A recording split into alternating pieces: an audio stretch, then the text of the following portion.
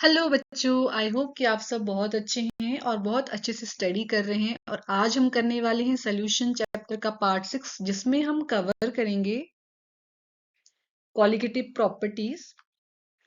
Properties and determination of molar mass. कैसे हम colligative properties से मोलर मास को डिटरमाइन करते हैं, और उसमें हम दो ही प्रॉपर्टीज आज डिस्कस करेंगे। फर्स्ट रहेगा आपका relative lowering of vapour pressure, और सेकंड रहेगा एलिवेशन इन बॉइलिंग पॉइंट। तो चलिए शुरू करते हैं आज की class without wasting a single second.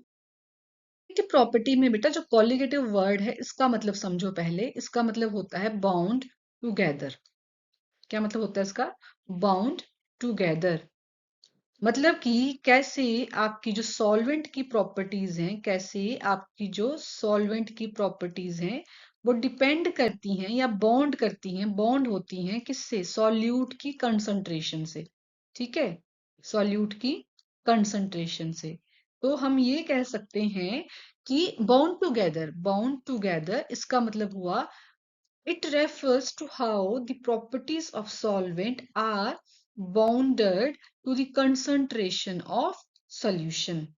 ठीक है, तो यहां से हम ये कह सकते हैं कि आपकी जो कॉलिगेटिव प्रॉपर्टी है उसकी डेफिनेशन अगर मुझे बतानी हो तो मैं क्या कहूंगी? मैं ये कहूंगी कि properties of dilute solution which depend on the number of particles of solute present in the solution are called colligative properties। मतलब कि आपका जो भी चेंजेस यहाँ पे आने वाले हैं वेपर प्रेशर में, या आपके फ्रीजिंग पॉइंट में, या आपके बॉइलिंग पॉइंट में, वो सारे ही चेंजेस जो आएंगे वो किसकी वजह से आएंगे?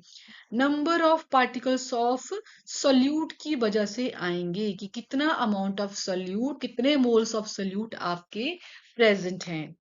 और दूसरा कि ये क्या होंगे बेटा? आपके डाइल्यूट सॉल्यूशन होंगे। ठीक है, डाइल्यूट का मतलब होता है कि सॉल्यूट जो है वो बहुत कम अमाउंट में प्रेजेंट होगा। सॉल्यूट की कंसंट्रेशन क्या होगी? यहाँ पे कम रहेगी। तो इट मीन्स कि हम जो भी प्रॉपर्टीज यहाँ पे करने वाले हैं, वो सारी की सारी प्रॉपर्टीज जो हैं वो सॉल्यूट के अमाउंट से, number of moles of solute कितना है वहां पे, उससे अफेक्ट हो रही हैं। चाहे उसमें फिर जो भी चेंजेस आ रहे हैं, इंक्रीज हो रहा है या डिक्रीज हो रहा है, जो भी चेंजेस आएंगे वो किसके ऊपर डिपेंड करेंगे? वो डिपेंड करेंगे आपके अमाउंट ऑफ सॉल्यूट के ऊपर। ठीक है जी, तो चलिए देखते हैं। तो बेटा हमारे पास यहाँ पे आ जाती हैं चार प्रॉपर्टीज। ठीक है, चार properties. Number 1 relative lowering of vapour pressure, number 2 elevation in boiling point, number 3 depression in freezing point, and number 4 osmotic pressure. आज की क्लास में हम ये दो प्रॉपर्टीज डिस्कस करेंगे विद न्यूमेरिकल। तो चलिए शुरू करते हैं with relative lowering of vapour pressure.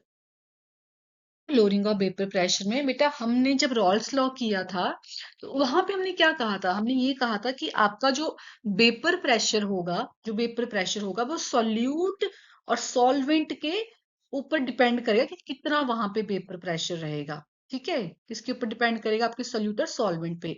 अगर हम दोनों ही क्या लेते हैं, यहाँ पे वोलेटाइल ले लेते हैं, सॉल्यूट और सॉल्वेंट दोनों ही वोलेटाइल ले लेंगे, तो उस केस में दोनों के ही पार्टिकल्स जो हैं वो वेपर प्रेशर क्रिएट करेंगे, और वेपर प्रेशर आपका काफी अमाउंट में होगा वहां पे। ठीक है, बट इस केस में अगर हम सिर्फ सॉल्वेंट को वोलेटाइल लेते हैं और सॉल्यूट है उसको नॉन वोलेटाइल लेते हैं। ठीक है, अब क्या होगा?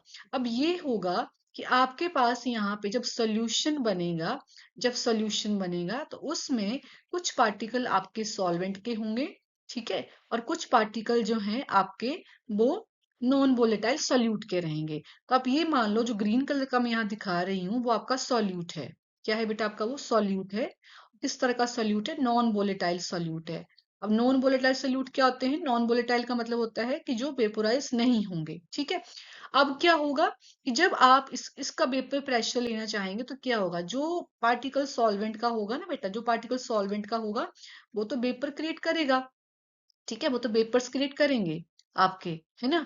लेकिन जो सॉल्यूट के पार्टिकल होंगे, जो ये वाला पार्टिकल होगा, ना तो ये खुद वेपराइज होगा, ना तो ये अपने से नीचे वाले पार्टिकल्स को, जो इसके नीचे होंगे, उनको वेपराइज होने देगा। ठीक है, मत होने तो क्या देगा, ऊपर वो स्पेस क्रिएट कर लेगा ना अपना, तो फिर नीचे के पार्टिकल्स कैसे वेपर स्टेट में जाएंगे। तो यहाँ पे क्या हो जाएगा कि जब हम नॉन वोलेटाइल सोल्यूट लेते हैं तो आपका जो वेपर प्रेशर होता है वो क्या हो जाता है बेटा, डिक्रीज हो जाता है। ठीक है, वेपर प्रेशर क्या हो जाता है, डिक्रीज हो जाता है। तो वो किसकी वजह से हुआ, वो हुआ सोल्यूट की प्रेजेंस की वजह से। जो आपने सोल्यूट यहाँ पे लिया था ना, सोल्यूट नॉन वोलेटाइल सोल्यूट लिया था, उसकी प्रेजेंस की वजह से आपका जो वेपर प्रेशर है वो क्या हो जा रहा है, डिक्रीज हो जा रहा है, लो हो जा रहा है। इसलिए हम क्या कहते हैं यहाँ पे, lowering of vapour pressure. Overall जो सोल्यूशन आपका बनता है यहाँ पे, उसमें जो वेपर प्रेशर बनेगा वो सिर्फ और सिर्फ सॉल्वेंट के पार्टिकल्स ही होंगे। ठीक है, सोल्यूट के नहीं होंगे। वेपर प्रेशर ऑफ सोल्यूशन जो है वो कम हो जाएगा इस केस में। हम जब लोअरिंग होगी तो हम उसको कैसे बताएंगे, ठीक है। अब देखो हमारे पास P1 नॉट और P1 है, ठीक है। मतलब कि आपके पास जो सोल्यूशन यहाँ पे बना था ना, जो सोल्यूशन आपके पास यहाँ बना था, जिसमें हमने कहा था कि नॉन वोलेटाइल सोल्यूट और सॉल्वेंट प्रेजेंट है, उसमें उसमें आपके पास जो प्योर सॉल्वेंट है, सिर्फ प्योर सॉल्वेंट, जब सोल्यूट ऐड नहीं है, सिर्फ प्योर सॉल्वेंट की बात कर रहे हैं हम, तो उसको हम क्या बोल देंगे, उसको हम डिनोट करेंगे P1 नॉट से। किससे डिनोट करेंगे, P1 नॉट से। प्योर सॉल्वेंट के वेपर प्रेशर को, प्योर सॉल्वेंट के वेपर प्रेशर को P1 नॉट से डिनोट करेंगे। और जो टोटल सॉल्यूशन का होगा उसको हम P1 बोलेंगे, vapour pressure of solution. Solution में सॉल्यूट भी प्रेजेंट है। अब लोअरिंग क्यों हो रही है, लोअरिंग हो रही है सॉल्यूट के डालने से। मुझे ये बताना है कि कितना लो हो रहा है, तो मैं क्या करूंगी, प्योर सॉल्वेंट जो है वो ज्यादा अमाउंट में आपका वेपर प्रेशर बना रहा था ना, ज्यादा अमाउंट में वेपर प्रेशर बना रहा था, तो ज्यादा से हम कम वाले को माइनस कर देंगे। ठीक है, ज्यादा ज्यादा में से हम कम वाले को माइनस कर देंगे, तो आपके पास जो लोअरिंग ऑफ वेपर प्रेशर बन जाएगा फॉर्मूले के अकॉर्डिंग, वो क्या बन जाएगा, P1 नॉट माइनस P1। ठीक है जी, यहाँ तक क्लियर है। चलिए अब आगे चलते हैं। लोअरिंग ऑफ वेपर प्रेशर तो आपको समझ में आ गया, ठीक है। यहाँ से हमें एक पॉइंट और पता चल रहा है, हमें ये पता चल रहा है कि आपका जो P1 है वो लेस देन होगा P1 नॉट के। जो प्योर सॉल्वेंट का वेपर प्रेशर होगा उससे सोल्यूशन का वेपर प्रेशर जो है वो आपका क्या होगा बेटा, कम होगा। और हम यहाँ पे अब relative lowering in vapour pressure calculate करेंगे। ठीक है, अब हमने जो कहा ना यहाँ पे P1 नॉट माइनस P1, ये लोअरिंग इन वेपर प्रेशर है। अब मुझे यहाँ पे क्या निकालना है, relative lowering in vapour pressure निकालना है। उसके लिए हम क्या करते हैं, उसके लिए हम ये करते हैं P1 naught minus P1 divide by original value. Original मतलब जो आपका आपका जो सॉल्वेंट था ना, जो आपका ज्यादा अमाउंट में प्रेशर क्रिएट कर रहा था वो। ठीक है, तो ये क्या, ये वाला जो फॉर्मूला बना आपका वो किसका बन गया, relative lowering in vapour pressure का। अब देखो, जो आपका relative lowering in vapour pressure है, जो लोअरिंग इन वेपर प्रेशर हो रहा है, वो किसकी वजह से हो रहा है, किसकी वजह से हो रहा है बेटा, वो हो रहा है आपका कंसंट्रेशन ऑफ सॉल्यूशन की वजह से। ठीक है, कंसंट्रेशन ऑफ सॉल्यूशन, या सॉरी सॉल्यूशन नहीं, सॉल्यूट, सॉल्यूट की कितनी कंसंट्रेशन थी आपकी प्रेजेंट सॉल्यूशन में, उसकी वजह से आपका जो वेपर प्रेशर है वो क्या हो रहा है, कम हो रहा है। ठीक है, अब देखो कंसंट्रेशन ऑफ सॉल्यूट जो है उसको हमने यहाँ पे किस फॉर्म में, कौन सी कंसंट्रेशन टर्म की फॉर्म में इसको डिनोट करना है, हम लेंगे यहाँ पे मोल फ्रैक्शन। ठीक है, क्या लेंगे बेटा हम यहाँ पे, मोल फ्रैक्शन, दैट इज काई। काई is the symbol of mole fraction. ठीक है, अब आपको एक और पॉइंट यहाँ पे याद रखना है कि जितने भी हम यहाँ पे करने वाले हैं, यहाँ पे हम जो जब भी वन लिखेंगे ना बेटा, हम वन लिखेंगे किसी के भी आगे, जैसे P1 हो गया या X1 हो गया या N1 हो गया, तो हम ये सॉल्वेंट को ले रहे हैं, सॉल्वेंट को। ठीक है, और जब भी मैं टू लिखूंगी किसी के भी आगे, जैसे मान लो P2 बोल रही हूँ मैं, या X2 बोलूंगी या N2 बोलूंगी, तो आपको ये अंडरस्टूड होना चाहिए कि टू का मतलब हुआ कि सॉल्यूट की बात हो रही है। ठीक है, सॉल्यूट की बात हो रही है। तो ये यहाँ पे जो मोल फ्रैक्शन है वो किसका है बेटा, यहाँ पे जो मोल फ्रैक्शन है वो सॉल्यूट का है, तो मैं यहाँ पे क्या लिखूंगी, X2, mole fraction of solute. ठीक है जी, अब देखो, अब ये जो आपका प्रोपोर्शनैलिटी का सिंबल है ये वाला, इसको जब मैं रिमूव करूंगी और इक्वल टू में लेके आऊंगी, तो यहाँ पे हो जाएगा ये KX2। ठीक है, that is P1 naught minus P1 divide by P1 naught is equal to KX2। ये बना बेटा आपका फॉर्मूला। ठीक है जी, क्या बन गया आपका ये ओवरऑल फॉर्मूला बन गया। यहाँ पे जो के की वैल्यू होती है, जो के की वैल्यू होती है वो इक्वल टू 1 होती है। अगर आपको यहाँ पे इस वाले फॉर्मूले में के नहीं दिखता है तो इसका मतलब ये है कि के की वैल्यू जो है वो क्या है बेटा, यहाँ पे 1 है। अब इसके आगे आप जो है वो क्या कर सकते हैं, मोल फ्रैक्शन को ओपन कर सकते हो, ठीक है, मोल फ्रैक्शन को खोल सकते हो। मोल फ्रैक्शन का फॉर्मूला सबको पता है, क्या होता है, N2 divide by N1 plus N2। ठीक है, आप यहाँ पे पुट करते चलिए तो इस हिसाब से आपके बहुत सारे फॉर्मूले और भी बन जाते हैं। लेकिन बेसिकली जो मेन फॉर्मूला होता है आपका वो ये वाला रहता है। तो इस फॉर्मूले को आप नोट डाउन करिए, आप भी ऐसे बॉक्स में डाल के उसको स्टार लगा दीजिए कि relative lowering of paper pressure का ये आपका मेन फॉर्मूला रहेगा। ठीक है, चलिए आगे चलते हैं, क्योंकि हमने यहाँ पे ये कहा कि आपकी जो क्वालिटेटिव प्रॉपर्टीज हैं उसमें हम मोलर मासेस भी कैलकुलेट करेंगे। तो अब देखते हैं कि यहाँ पे हम कैसे मोलर मास को कैलकुलेट करते हैं। हमने जो फॉर्मूला यहाँ पे बनाया, हमने क्या कहा उसमें, हमने कहा P1 naught minus P1 divide by P1 naught is equal to mole fraction. Mole fraction को हमने अगर मैं ओपन कर दूं तो हमारे पास बन जाएगा N2 डिवाइड बाई N1। यहाँ पे क्योंकि डाइल्यूट सॉल्यूशन है तो डाइल्यूट सॉल्यूशन के केस में आपके पास जो सॉल्यूट होता है दैट इज N2, जिसको मैं N2 बोल रही हूँ, वो बहुत ही कम अमाउंट में होता है। बहुत ही कम अमाउंट में होने की वजह से अगर मैं उसको यहाँ पे नहीं भी लिखूं तब भी आपका जो कैलकुलेशन है वो सही रहती है। ठीक है, अब यहाँ पे जो नंबर ऑफ मोल्स है मैं उसको भी ओपन कर सकती हूँ।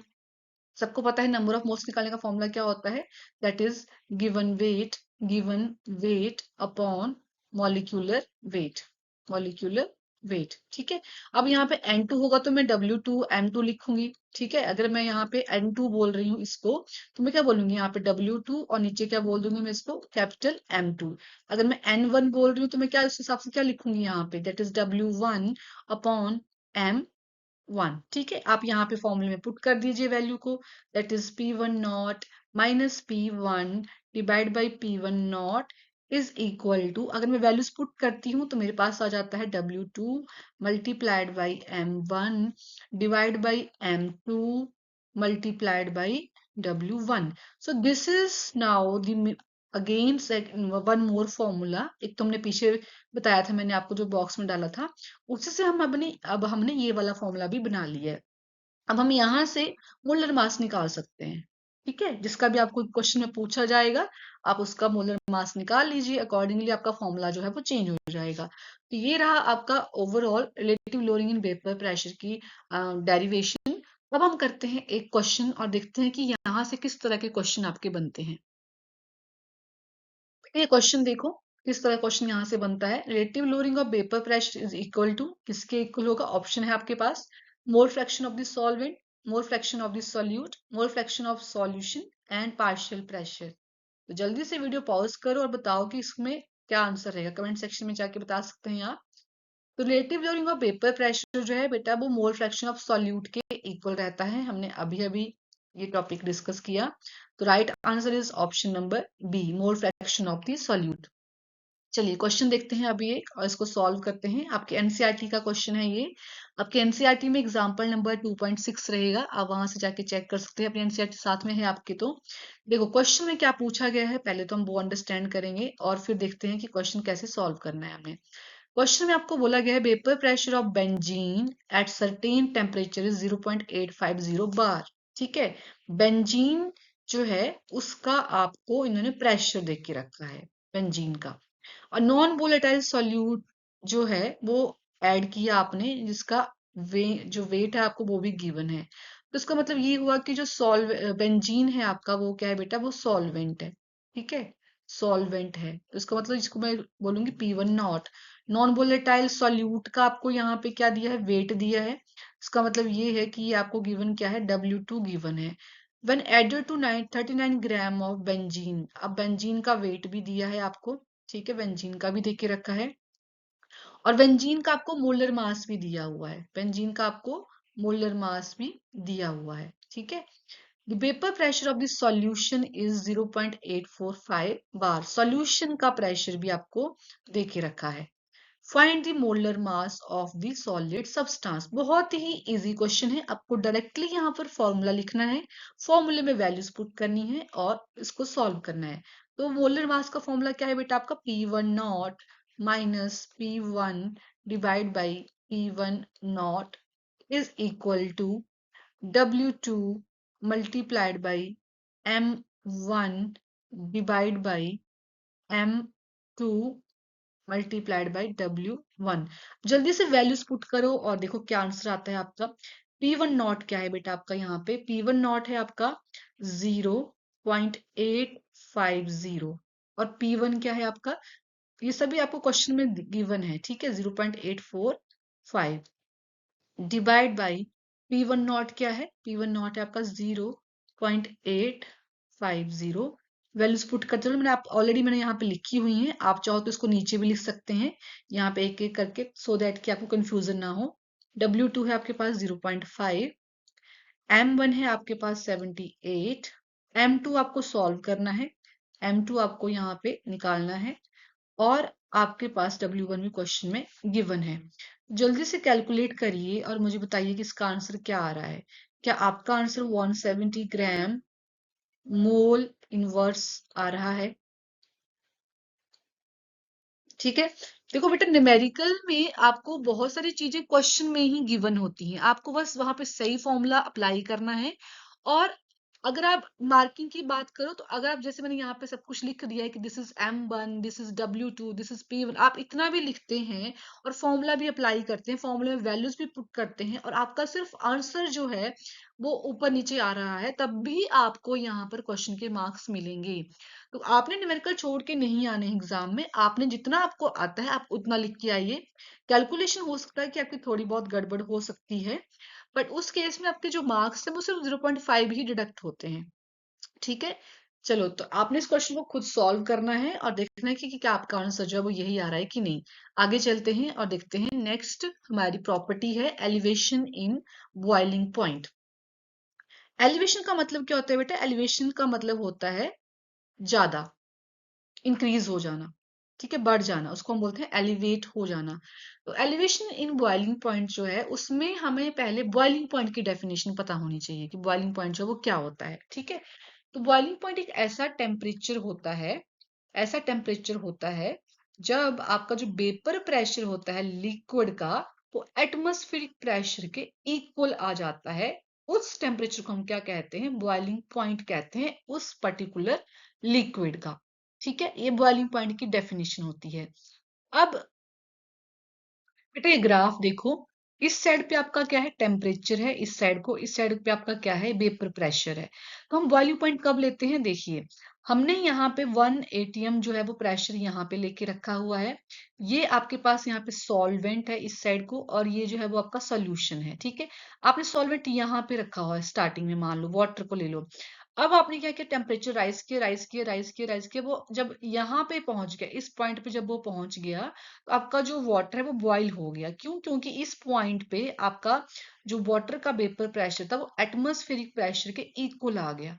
क्या यहाँ पे इस टेम्परेचर पे, इस टेम्परेचर पे हम क्या कहेंगे उसको कि ये सॉल्वेंट का बॉइलिंग पॉइंट का टेम्परेचर है। सोल्यूशन की बात करते हैं, सोल्यूशन यहाँ पे है, स्टार्ट करते हैं यहाँ से।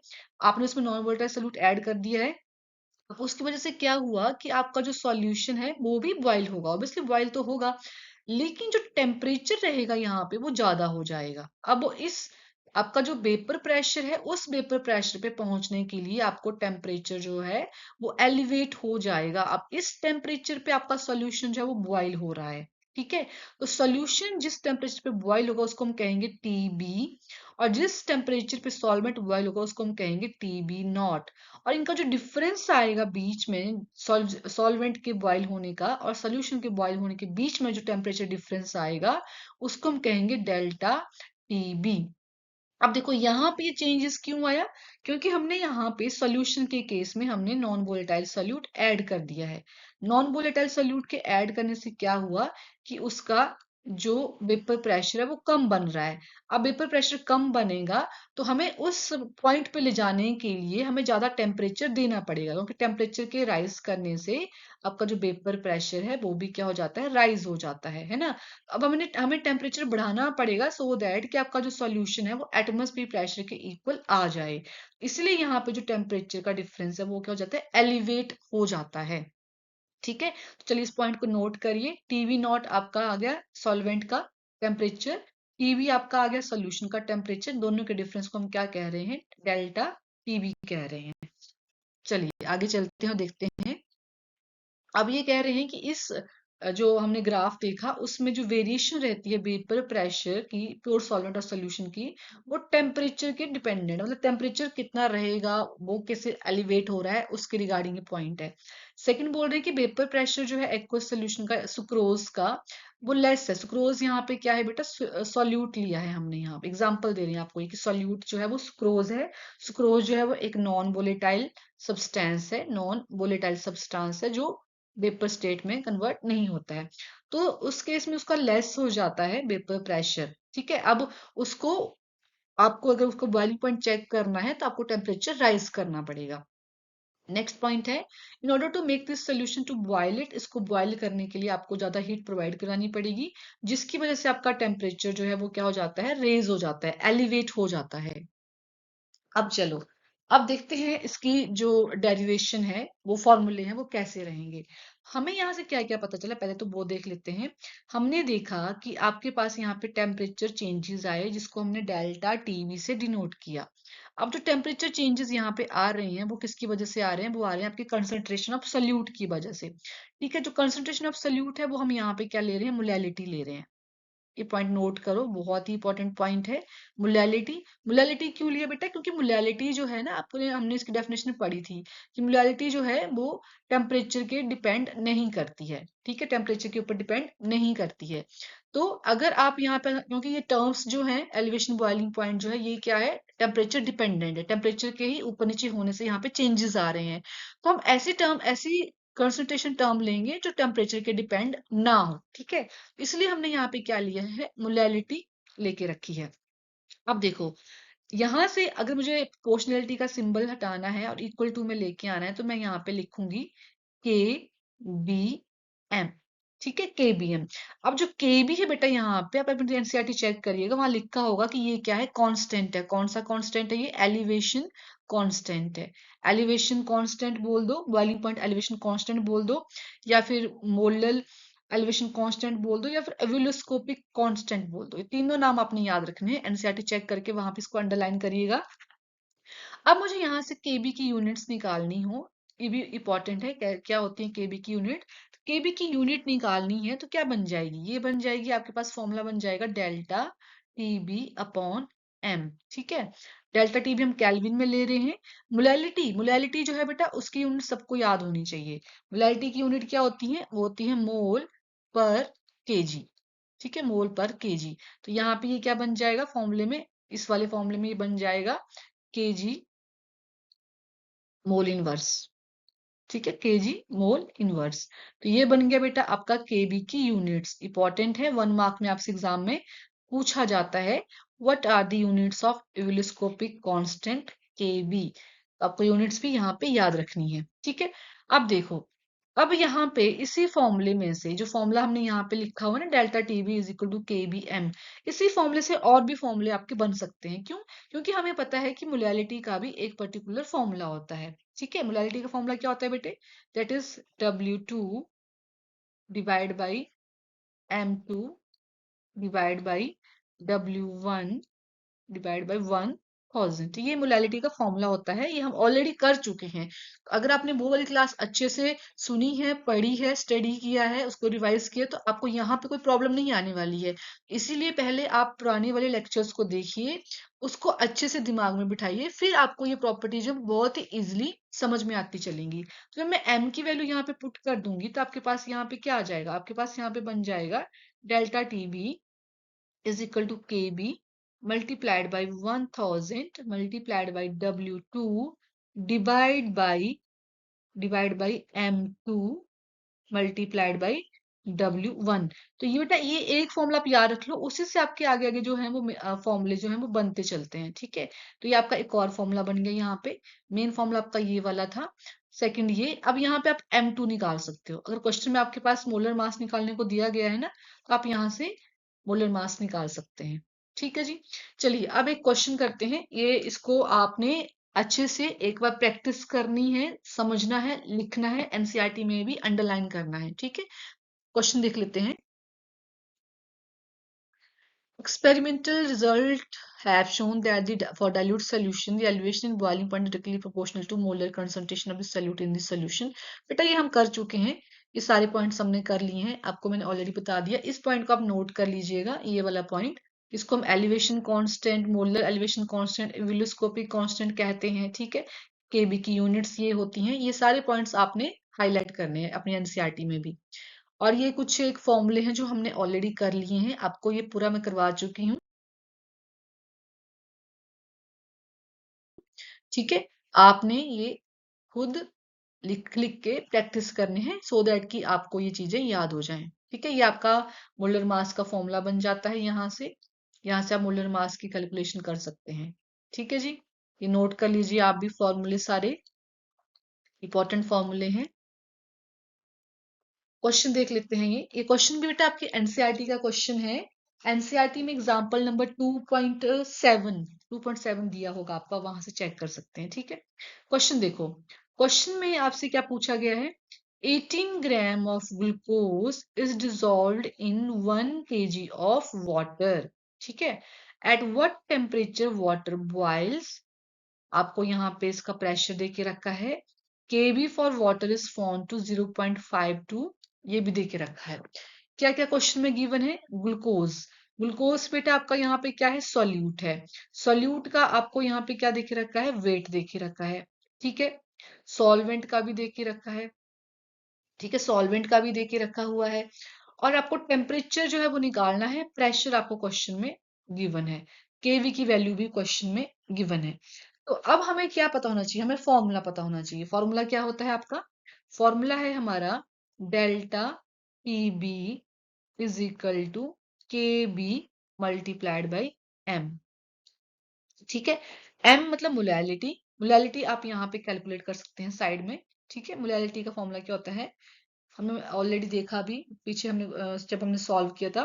तो मोलैलिटी क्या हो जाती है आपकी, number of moles of solute divide by solvent, वो वाला। उसमें जब मैं वैल्यूज पुट करूंगी तो आपके पास है 18 ग्राम, ठीक है, क्वेश्चन में गिवन है W1। और जो आपके पास ग्लूकोज है, इसका मोलर मास होता है 180, वो आप कैलकुलेट कर सकते हैं। इसको निकालूंगी जब मैं, नंबर ऑफ मोल्स निकाल रही हूँ अभी मैं, ठीक है, नंबर ऑफ मोल्स है ये। तो ये बन जाएगा आपके पास 0.1, ठीक है। अब मोलैलिटी निकालनी है तो वो क्या बन जाएगी, नंबर ऑफ मोल्स हमने 0.1 निकाल लिए, और डिवाइड बाई आपको वाटर का यहाँ पे देख के रखा हुआ है, दैट इज 1। तो ये कितना आ गया बेटा आपके पास, 0.1 ही आ गया, ठीक है। अब वैल्यूज पुट करते हैं फॉर्मूले में।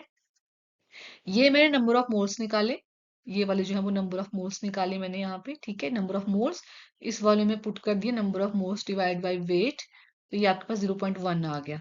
यूनिट्स आप लिखते चलिएगा साथ साथ में। अब मैं जब वैल्यूज पुट करूंगी यहाँ पे तो आपका क्या बन जाएगा, ये बन जाएगा आपका 0.52। के भी कितना दिया है, 0.52। मोलैलिटी कितनी निकाली आपने, 0.1। तो ये कितना बन गया बेटा आपके पास, ये बन गया आपके पास 0.05252 केल्विन, ठीक है। अब मुझे यहाँ पे क्या निकालना है, वाटर कौन से टेम्परेचर पे बॉईल हो रहा है। तो हमें पता है कि टीबी क्या होता है बेटा, डेल्टा टीबी क्या होता है, डेल्टा टीबी होता है आपके पास टीबी माइनस टीबी नॉट, ठीक है। अगर मुझे यहाँ से टीबी निकालना है, वाटर का निकालना है, तो मैं क्या बोल दूंगी यहाँ पे, that is delta TB plus TB naught. इसमें वैल्यूज पुट कर सकते हैं आप। अब वाटर जो होता है उसका बॉइलिंग पॉइंट हमें पहले से ही पता होता है ना, वो आपको याद रखना है। कितना होता है, 373.15, ठीक है। और टीवी नॉट आपने कितना निकाला यहाँ पे, सॉरी डेल्टा टीबी कितना निकाला, दैट इज 0.052। आपके पास जो फाइनल आंसर आता है यहाँ पे वो कितना आ गया, दैट इज 373.202 केल्विन।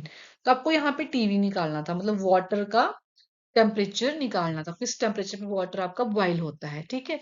तो आपको जो अगर फॉर्मूले याद रहेंगे ना बेटा आपको, तो स्टेप बाय स्टेप आपका ऑटोमेटिकली सारे क्वेश्चन भी सही रहेंगे। एटलीस्ट आप फॉर्मूला लिखिए, जितनी आपको आ रही है कैलकुलेशन वो लिखिए।